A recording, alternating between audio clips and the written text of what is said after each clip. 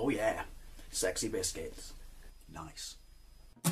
Lomboid Bros 1975. A YouTuber is on the rise. Reviewing games and sometimes friends. But Lomboid Bros 1975.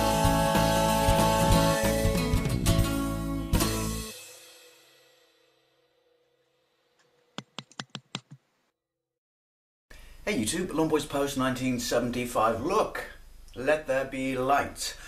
This is a video response to my very, very good friend Dean from Escape to Gaming. He is in my channel list, and I'll put a link in the doohickey down below to his channel. I really recommend you go and check him out. He's a top bloke. He's a very good friend of mine. We're quite like-minded on many, many things, including politics and cars. Who knew? Excuse me 1 second. Diet Lilt. It's the future. It's the totally tropical taste. Anyway, he did a, sorry, I'll get back on thread in a minute. He did a video, a tag video, where he asked 5 questions. The title is down there, and I'm going to answer them. And to prove that men can multitask, I'm preheating the oven as I do this video, because I'm economical with my time, so I can have a pizza. Although I would like to say this. It says, tear and share. Share with who? It's fucking tiny. I could roll that up and have it in a sandwich. Anyway, I've got his questions on my phone. I say that, I actually just took a picture of my laptop because I felt like doing it down here. So I don't know if that's going to show up. So yeah, I've actually just got a picture of my computer screen on my phone because I'm cool like that. Right, so by the way, Dean, I'm wishing you, a speedy recovery. People, send your warm wishes to Dean. He just undergone surgery on his back for a long time problem and is in quite a lot of pain. So, mate, my best, warmest thoughts go out to you, and I hope you get a really speedy recovery.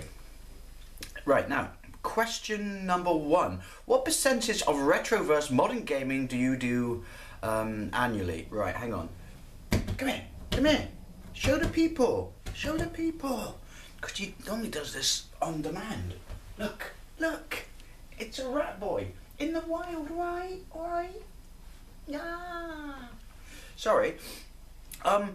It's weird, right? I mean, well, you didn't milk your audience very well, did you, rat boy?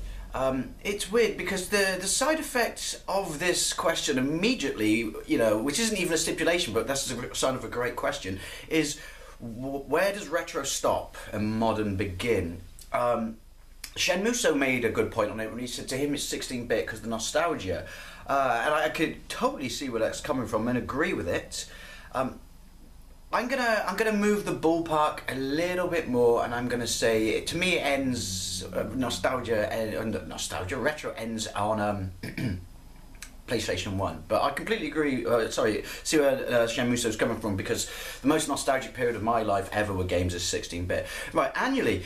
See, I think this is an interesting one for the fact that, and it's not the only reason I play games, but because I enjoy making content for a YouTube channel. Sorry, Lilt Windy Pops, so much. And it's a retro themed channel, then it's gotta be, I would probably say about 80% retro, 20% modern. I mean, I still enjoy modern games, but I mean, I've got the newest system I've got is a Wii U, and Nintendo pretty much said they're writing that off. I mean, stuff still comes out for the 360, and I do enjoy modern games, but the releases and pickings are getting few and far between, and this also fuels or accelerates the fact that I play more retro stuff. So yeah, I would say, I mean, not just because of a YouTube channel, but that is a driving factor in this, in the sense that I want to make content that's more retro themed than modern themed. Not to say I don't do modern stuff. And the dropping in the pickings for the systems I own, I would definitely say that I play about 80% retro, and what I consider retro, sorry, and 20% modern. Right, hang on. I've got the shortest screensaver on this phone ever. Don't move, rat boy. What is your favourite genre of games, past and present? Simple, driving games. Driving games, past and present. Past, I mean, obviously they're more linear, they're not is impressive. You know, there's not as many aspects and options and customization available to them, but it's driving. I mean, you've got to look at Enduro Racer, Super Hang-On, Outrun, Chase HQ. These games, you know, all part of my childhood and shaped, you know, my love of cars. I think the fascination in this is someone who grew up working Saturday job in his dad's garage and being surrounded by cars. Cars have always been, you know, something I've loved. And, you know, then there's that aspect of, you know, teasing I should say, sorry, which is you cannot afford certain level cars and stuff like that, so you live vicariously through them through games, you know, like the Porsche 928, the Ferrari in Chase HQ, the Ferrari Testarossa in Outrun, the Ferrari F40 and Turbo Outrun, you know. So then, you know, then it came to the home systems, you know, even on the Spectrum I love these things, but Chase HQ on the Spectrum's an absolute stonker.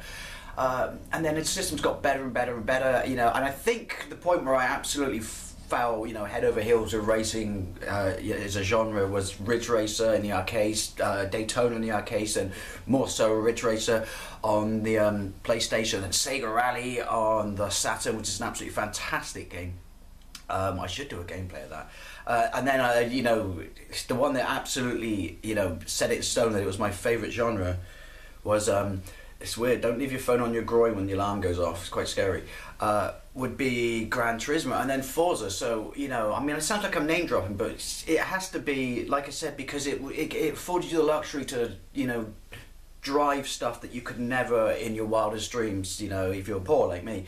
So yeah, driving is my favourite genre, past and present, you know, the leaps and bounds, probably more so than any other type of game, is, you know, the leaps and bounds it's made over the years is amazing. Right. What are your biggest concerns or fears for the gaming future? I've talked about this before and I'll talk about it again, which is the throwaway generation is coming, if that makes sense. We will, I hate it, but we will go, because companies like EA, they're going to force this because they want it, because they think gaming is theirs and not ours, and they do well to remember that it is ours.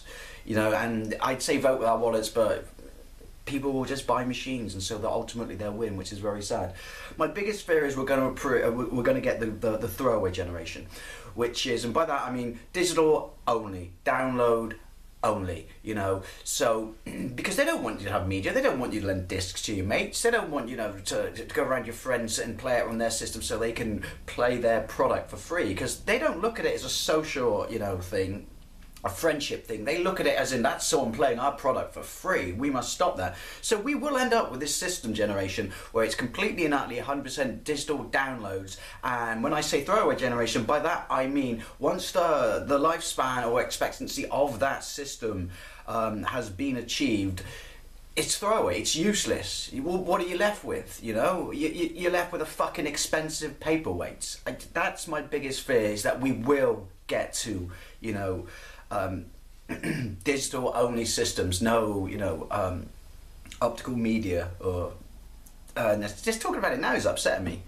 Excuse me. You can't see this, so my dog's demanding a massive amount of attention. Right, stop licking. Right, what was the next question? Where do you see your gaming collection in 5 years or more? I honestly don't know. That's a cliche answer. I honestly don't know. I think it sounds stupid, but my biggest achievement was piecing together my childhood Japanese Mega Drive collection. I never thought I would do that, but I did it. You're such an attention whore, rat boy. Sorry.